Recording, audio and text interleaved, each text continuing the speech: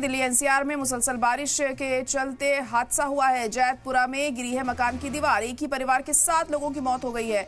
तो बड़ी और अहम खबर इस वक्त आपको बता रहे हैं।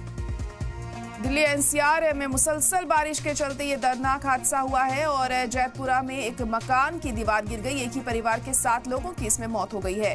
पिछले काफी दिनों से बारिश का कहर दिल्ली एनसीआर में देखने को मिल रहा है, जिससे लोगों को खासी परेशानियां भी उठानी पड़ रही हैं। कई हादसे भी अब तक हो चुके हैं और ताजा मामला जैतपुरा में सामने आया है, जहां पर एक मकान की दीवार भरभरा कर गिर गई और इसमें 7 लोगों की जान चली गई है। बारिश के चलते यह हादसा हुआ है बताया जा रहा है।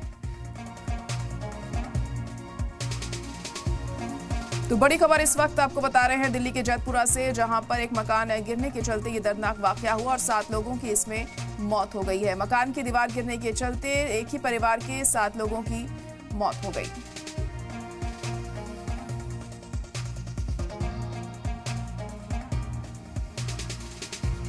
तो दिल्ली एनसीआर में मुसलसल बारिश के चलते ये दर्दनाक हादसा हुआ है। जैतपुरा में गिरी है मकान की दीवार। एक ही परिवार के 7 लोगों की मौत हो गई है। फिलहाल तमाम आला अफसरान मौके पर पहुंचे हैं। हालात का जायजा लिया जा रहा है।